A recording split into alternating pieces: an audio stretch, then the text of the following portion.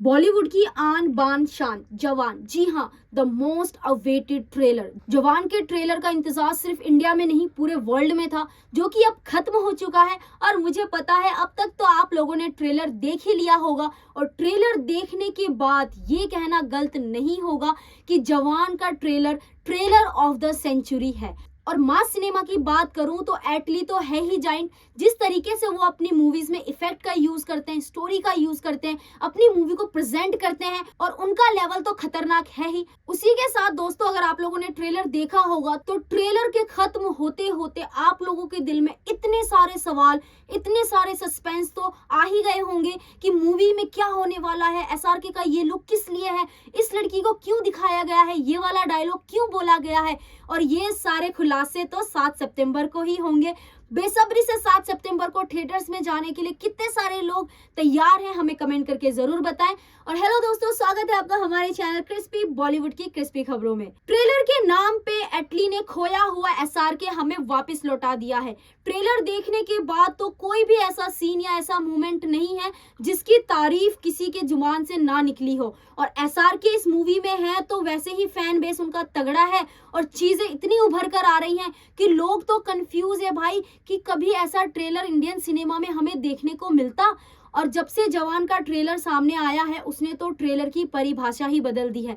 आपने जब ट्रेलर देखा होगा तो आपको कौन सा पार्ट सबसे अच्छा लगा? मुझे तो वो वाला पार्ट सबसे अच्छा लगा जिसमें शाहरुख खान का विटी लुक होता है और वो हंसते हंसते सामने वाले की पैंट गीली कर देते हैं। कल जब जवान का ट्रेलर बुर्ज खलीफा में दिखाया गया तो एक इंटरव्यू के दौरान एसआरके ने कहा कि जवान वो मूवी है जिसमें उनका लुक और उनका परफॉर्मेंस उनकी तरफ से बेस्ट था। शायद इतना अच्छा काम उन्होंने अपनी पिछली फिल्मों में नहीं किया है, और शायद आने वाली फिल्मों में भी ऐसा काम वो नहीं करेंगे। लेकिन जो जवान है वो उनकी पूरी फिल्मी करियर की अब तक की सबसे खतरनाक और सबसे अच्छी मूवी है जो कि उन्होंने की है। और नो डाउट ट्रेलर देखने के बाद तो मैं भी एसआरके से बिल्कुल सहमत हूँ कि जो ट्रेलर उन्होंने हमें दिखाया है ऐसा तो कभी हुआ ही नहीं है इंडियन सिनेमा में कि लोग ट्रेलर देखने के बाद ट्रेलर से भी खुश हैं और वो मूवी का भी इतनी बेसब्री से इंतजार कर रहे हैं। आज तक जो भी आपने ट्रेलर देखा होगा, ट्रेलर दो ही तरीके के होते हैं, या तो बिल्कुल बुरा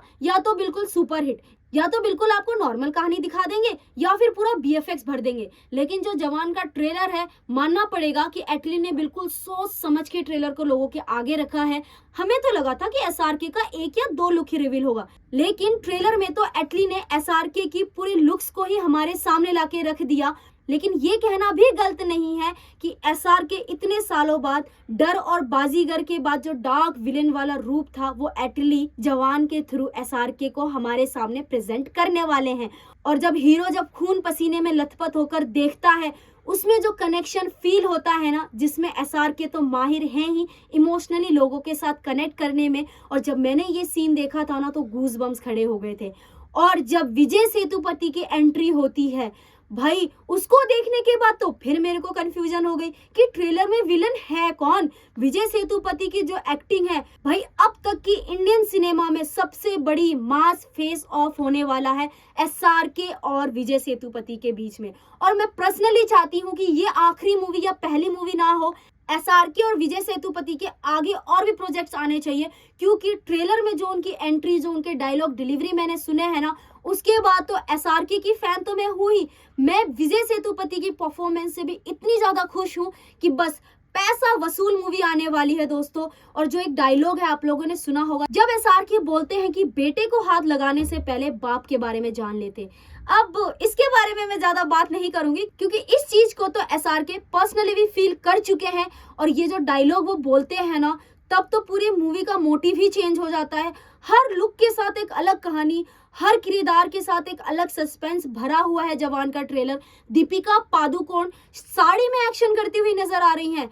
एसआरके के साथ नयनतारा का ये काम करना, और नयनतारा ने जो एक्टिंग करी है वन वुमन आर्मी, मैं उनको ये कहूंगी, जी हाँ, नयनतारा की जो एक्टिंग है वो भी खतरनाक है। हर कैरेक्टर की एक्टिंग उनके लेवल पे उन्होंने बेस्ट करी हुई है।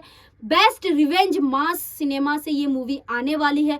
खतरनाक एक्शन से भरी हुई मूवी में स्टोरी भी खतरनाक होने वाली है। आप लोगों को क्या लगता है कि इस बार एसआरके की जवान 7 सितंबर को कितने रिकॉर्ड तोड़ने वाली है? क्या ये मूवी पठान के बाद दूसरी ऐसी फिल्म होने वाली है जो कि 1000 करोड़ से भी ज्यादा का आंकड़ा पार कर सकती है? हमें कमेंट करके जरूर बताएं। चैनल को सब्सक्राइब कर दीजिए, बेल आइकन को दबा दीजिए और मिलते हैं नई वीडियो के साथ बहुत जल्द। धन्यवाद।